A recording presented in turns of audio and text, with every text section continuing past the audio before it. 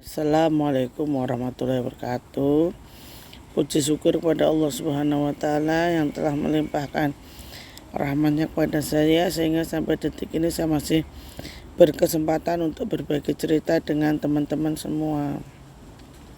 Yang kedua, saya ucapkan terima kasih banyak untuk teman-teman yang telah mensubscribe dan melihat video saya. Semoga kalian selalu diberi keberkahan dan kemudahan oleh Allah Subhanahu wa taala. Kali ini saya akan bercerita tentang pengalaman saya mengobati seorang anak gadis di daerah Kacangan. Karena apa? Karena anak gadis ini kronologinya adalah dia sering kesurupan, sering ngamuk, dan yang memasuki tubuh dia itu seorang pocong. Jadi sosok pocong yang di dalam tubuhnya dia. Singkat cerita begini, waktu itu saya dibawa teman. Jadi ada seseorang yang temannya itu bermasalah karena dia akan segera menikah, akan tetapi calonnya ini, si perempuan ini sering mengalami kesurupan dan tidak sadarkan diri. Lalu orang ini meminta tolong kepada saya agar dilihat kenapa dan bagaimana solusinya. Akhirnya suatu hari saya dengan berboncengan motor pergi mendatangi rumah gadis ini. Nah, rumah gadis ini adanya di daerah Kacangan, Boyolali. Terus saya melakukan perjalanan. Di sepanjang perjalanan itu karena saya naik motor ya, itu sudah melewati masa maghrib, waktu maghrib dan menjelang selepas isya juga udah malam, pokoknya sekitar jam 8-an saya ke rumah dia berboncengan motor. Kita pergi berempat. Jadi saya dan 2 orang teman saya berserta ini yang punya hajat ini. Nah, di sepanjang perjalanan itu saya melihat sebelah kanan saya itu saya selalu diikuti oleh pocong. Jadi pocongnya itu mengikuti perjalanan kita. Saya cuma diam. Karena apa? Karena kalau saya ibarat kata bilang pada mereka bahwasanya ada pocong, saya takut, panik, terus jatuh ya kan, naik motornya jatuh, takutnya terjadi apa-apa. Akhirnya saya hanya diam saja sambil menahan rasa ketidaknyamanan. Nah, rasa ketidaknyamanan saya itu sampai di gang mau masuk pintu ke rumah dia itu pocong ini udah nggak ada, udah nggak mengikuti saya. Akhirnya sampai di rumah si gadis. Sampai rumah si gadis, ternyata di dalam rumah si gadis ini sudah banyak orang dan gadisnya ini dikerumuni. Dia ada tidur di lantai sambil dipegangin beberapa orang. Ada yang baca Al-Quran, ada yang istighfar. Terus saya dekatin dia, saya dekati. Langsung dia bilang, kamu siapa? Kowe iki sapa, lunga, katanya gitu, menyuruh saya pergi lagi.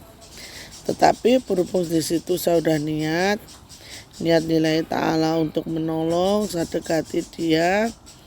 Langsung dia dengan sekuat tenaga melepaskan diri dari orang-orang yang memeganginya itu. Lalu saya refleks, saya pegang ketiak sebelah kanan.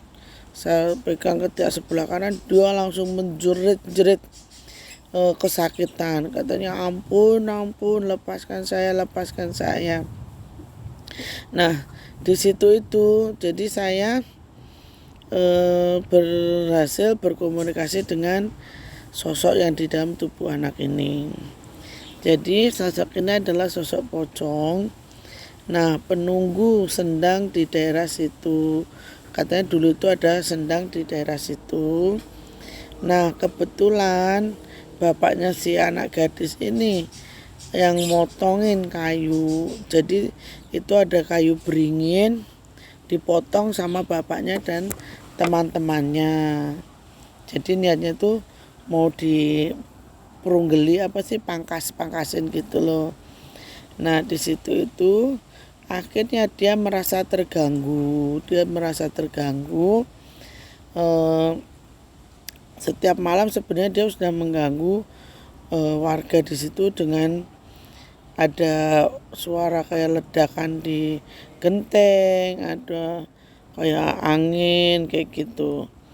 Nah akhirnya si pocong ini ngomong bahwasanya dia bersemayam di sendang itu. Lalu saya bilang jangan pernah mengganggu anak manusia, karena anak manusia ini kan tidak salah, saya bilang gitu.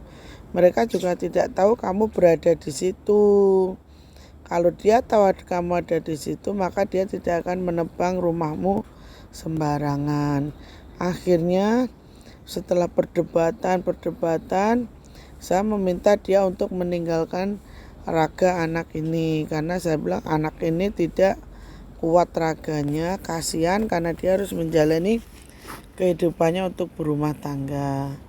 Pada akhirnya si pocong ini tadinya ngamuk sama saya, ngamuk. Saya ditampar, terus lalu saya panggil yang samper nyowo, saya suruh datang. Akhirnya si pocong ini ketakutan. Pocongnya ini ketakutan. Kamu siapa?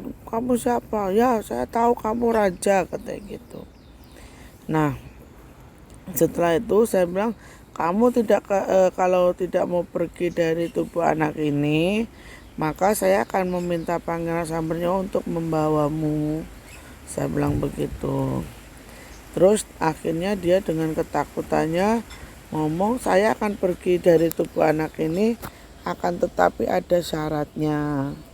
Syaratnya apa? Saya bilang, syaratnya harus kembalikan kayu-kayu yang sudah diambil dari rumahnya. Akhirnya malam itu juga keluarganya mengumpulkan kayu-kayu yang sudah diambil, dikembalikan di situ. Kira-kira sampai jam 12:30 malam baru selesai. Nah baru selesai, terus saya suruh orang tuanya untuk memandikan si gadis ini ke sendang itu sambil mengadakan ritual dan alhamdulillahnya sembuh. Jadi pada intinya begini, sosok goib itu dia tidak akan mengganggu kalau dia tidak merasa diganggu. Yang kedua, kalau ada orang kesurupan, itu tempat bersembunyinya jin itu ada di lekukan tubuh, bisa di ketiak, bisa di sela pangkal lutut, itu tekukan lutut itu biasanya di situ. Jadi kalau ada orang kesurupan atau orang tidak sadarkan diri, pegang saja tekukan tubuhnya, insya Allah akan sembuh. Jadi intinya jangan pernah kita takut kepada hal yang gaib, karena kalau kita tidak mengganggu maka mereka juga tidak akan mengganggu. Semua makhluk itu berdampingan, jadi harus sama-sama tahu, sama-sama mengerti bahwasanya selain kehidupan kita ada kehidupan yang lain. Cukup sekian, wassalamualaikum warahmatullahi wabarakatuh.